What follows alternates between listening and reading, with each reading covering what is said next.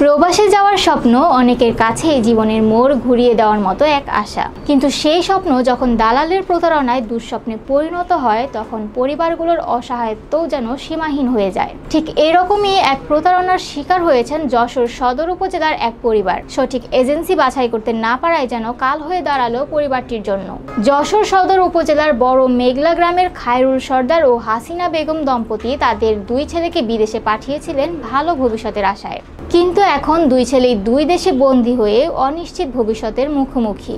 দম্পতির বড় ছেলে জাফর সর্দার ভালো উপার্জনের আশায় বিদেশ যাওয়ার পরিকল্পনা করেছিলেন।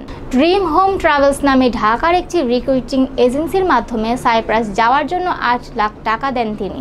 এনজিও থেকে ঋণ নিয়ে স্ত্রীর গয়না বিক্রি করে এবং সুদে টাকা ধার করে এই অর্থ জোগাড় করেন তারা। কিন্তু এত কিছুর পরও পরিকল্পনা সফল হয়নি তাদের। প্রতারণার শিকার হয়ে তিনি সাইপ্রাসের বদলে সৌদি আরবে পৌঁছান। পরে দালালেরা তাকে দুবাই, লিবিয়া ও তুরস্ক হয়ে রাশিয়ায় পাঠিয়ে দেয়। সেখানে তাকে ও আরো 9 বাংলাদেশিকে যুদ্ধ প্রশিক্ষণ দিয়ে ইউক্রেনের যুদ্ধে পাঠানো হয়। নরসিংদীর আকরাম নামে এক যুবক পালিয়ে দেশে ফিরে আসতে পারলেও বাকি 9 জন এখনো সেখানে আটকে আছেন। জাফরের স্ত্রী খাদিজা আক্তার অসহায় প্রকাশ করে জানিয়েছেন, জোর করে আমার স্বামীকে যুদ্ধক্ষেত্রে পাঠিয়েছে দালালরা। সর্বশেষ মেসেজে তিনি বলেছেন, যে কোনো মূল্যে আমাকে দেশে ফিরিয়ে নাও।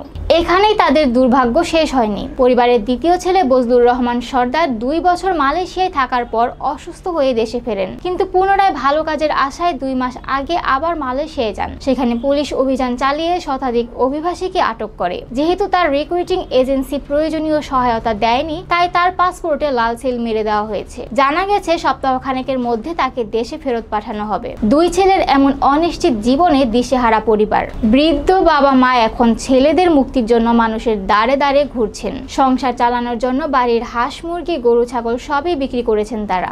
এমনকি 2 পুত্রবধূ ও নাতি নাতনিদেরও বেয়াই বাড়িতে রেখে আসতে বাধ্য হয়েছেন। বর্তমানে এমনই ভয়াবহ পরিস্থিতিতে দিন কাটাচ্ছেন এই পরিবার। খায়রুল সর্দার বলেন, 2 মাসের মধ্যে ভয়াবহ বিপদের মুখে পড়েছি। এক ছেলেকে রাশিয়ায় যুদ্ধক্ষেত্রে পাঠিয়েছে, আরেক ছেলে মালয়েশিয়ার কারাগারে। দোকানের সামান্য আয়ে আর সংসার চলে না। মিলাদ মাহফিল করে আল্লাহর কাছে দোয়া করছি ছেলেগুলো ফিরে আসুক। জাফর সর্দারের পরিবার সহ আরো 8টি পরিবারের স্বজনেরা তাদের প্রিয়জনদের ফেরানোর জন্য সরকারের বিভিন্ন দপ্তরে আবেদন করেছেন।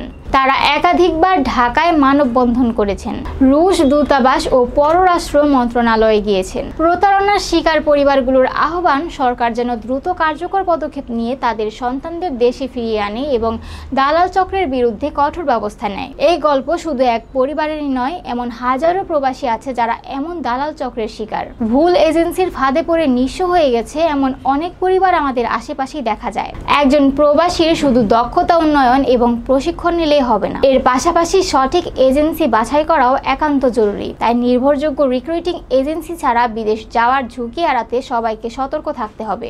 এই বিষয়ে আপনার মতামত কি? বিশ্বাসযোগ্য এজেন্সি নির্বাচন করতে না পেরে কারা কারা এরকম প্রতারণার শিকার হয়েছেন? ভিডিওটি ভালো লেগে থাকলে অবশ্যই লাইক, শেয়ার এবং সাবস্ক্রাইব করে আমাদের সাথেই থাকবেন। ধন্যবাদ।